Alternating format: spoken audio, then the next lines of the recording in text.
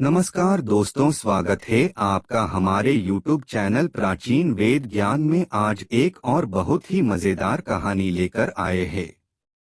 पत्थर का योद्धा। लगभग 900 वर्ष पुरानी बात है। तलाविया में एक बच्चे का जन्म हुआ। जन्म के समय ही वह शिशु बहुत बड़ा था। उस भीमकाय शिशु को देखकर उसकी दादी खुशी से चिल्लाई। उसने प्रसन्नता से कहा, अरे देखो, यह लड़का कितना बड़ा है। मेरी बात समझ लो, बड़ा होकर यह संसार का सबसे शक्तिशाली आदमी होगा। यह उतना ही शक्तिशाली होगा जितने शक्तिशाली ज़ारान थे। क्यों न हम इसका नाम ज़ोरान रखें। बच्चे के पिता ने कहा, तुमने ठीक कहा माँ, मेरे बेटे पर अवश्य ही महान ज़ारान की कृपा है। इसका नाम तो ज़ोरान ही होना चाहिए। ज़ारान का जन्म 2000 वर्ष पहले हुआ था। वह एक महान योद्धा था। उसने कई दैत्यों और दानवों से लड़ाई कर उन्हें पराजित किया था। ज़ारान ने कई बार अपने देश को शत्रुओं के आक्रमण से बचाया था। तलाविया के लोग उसे देवता सामान पूजते थे। तलाविया का हर युवक ज़ारान के समान बहादुर और शक्तिशाली बनने का सपना देखता था। हर पिता चाहता था कि उसका पुत्र ज़ारान जैसा निडर और ताकतवर हो। ज़ोरान बड़ा हुआ। वह ताकतवर लड़का था। अभी वह 14 वर्ष का भी न हुआ था, पर 7 फुट से अधिक लंबा था। वह एक बैल समान मजबूत और तगड़ा था। कुल्हाड़ी के एक वार से वह एक बड़ा पेड़ काट सकता था। निहत्थे ही वह एक भारी भरकम भालू से लड़ सकता था और उसे मार सकता था। ज़ोरान का पिता एक सीधा साधा चरवाहा था। उसकी इच्छा थी ज़ोरान भी उसकी भांति चरवाहा बने और भेड़-बकरियों की देखभाल करे। परंतु ज़ोरान सिपाही बनना चाहता था। वह सेना का सिपाही बन देश के शत्रुओं से लड़ना चाहता था। वह दैत्यों से लड़ना चाहता था। अपने देश तलाविया की रक्षा करना चाहता था और ज़ारान की तरह एक महान योद्धा बनना चाहता था। एक दिन अपने पिता को बताए बिना वह तलाविया के राजा के सामने उपस्थित हो गया। राजा उसे देखकर बहुत प्रसन्न हुए और बोले, मेरे बच्चे, तुम्हें तो हमारी सेना का सिपाही होना चाहिए। हमारी सेना को तुम जैसे बहादुर और शक्तिशाली युवकों की आवश्यकता है। महाराज, मेरे पिता की इच्छा है कि मैं उनकी भेड़-बकरियों की देखभाल करूं। मैं अपने पिता की आज्ञा का पालन ही करूंगा, मैं उन्हें दुखी नहीं कर सकता। ज़ोरान ने कहा, हम तुम्हारे पिता से बात करेंगे। हमें विश्वास है कि वह हमारा अनुरोध स्वीकार कर लेंगे और तुम्हें सिपाही बनने की अनुमति दे देंगे, राजा ने कहा।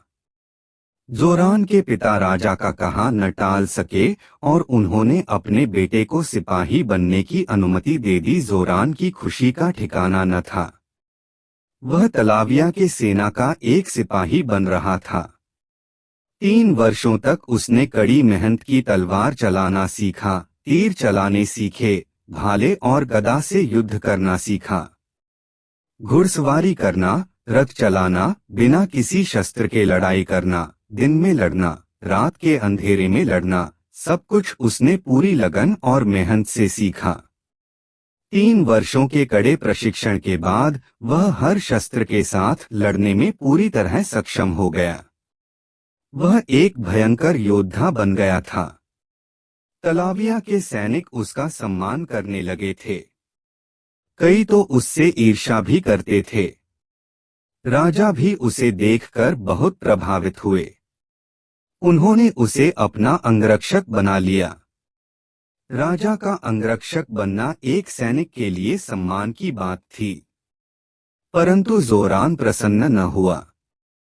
वह अंगरक्षक बनने के बजाय देश की सीमा पर जाकर शत्रुओं का सामना करना चाहता था। प्रशिक्षण की समाप्ति पर वह अपने परिवार से मिलने अपने गांव गया। उसके पिता उसे देखकर प्रसन्न हुए और बोले, अब मुझे लगता है कि सैनिक बनने का तुम्हारा निर्णय सही था। चरवाहा बनकर तुम अपना जीवन व्यर्थ ही गंवा देते। मैं जानता हूं कि प्रशिक्षण के समय तुमने कड़ी मेहनत की थी। अब एक अच्छा सिपाही बनना, शत्रु के साथ सिंह समान लड़ना, कभी हार न मानना। देखना, महान जारान की कृपा से एक दिन सब तुम्हारी शक्ति से डरेंगे और तुम्हारी बहादुरी का सम्मान करेंगे। जोरान राजा के अंगरक्षक के रूप में काम करने लगा। दिन बीते, सप्ताह बीते, माह बीते, सब और शांति थी। परंतु एक दिन ब्राशिया की सेना ने तलाविया पर अचानक आक्रमण कर दिया। तलाविया और ब्राशिया के बीच 100 वर्षों से कोई लड़ाई नहीं हुई थी। आठ सीमा पर तलाविया का प्रबंध थोड़ा ढीला हो गया था। ब्राशिया का नया राजा यंगहार्स महत्वाकांक्षी था। गुप्तचरों ने उसे बताया था कि पूर्वी सीमा पर तलाविया की सैन्य शक्ति कमजोर थी।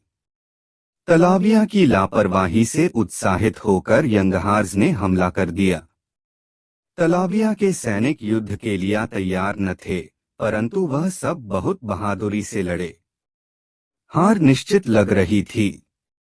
लड़ाई शुरू होते ही टुकड़ी के नायक ने एक सैनिक राजमहल की ओर दौड़ा दिया था। उस संदेशवाहक ने राजा को आक्रमण की सूचना दी और निवेदन किया कि तुरंत कुछ सैनिक सीमा की सुरक्षा के लिए भेजे जाएं। अगर कुमक भेजने में जरा भी देर हुई तो ब्राशिया की सेना जीत जाएगी और राजधानी की ओर बढ़ने लगेगी।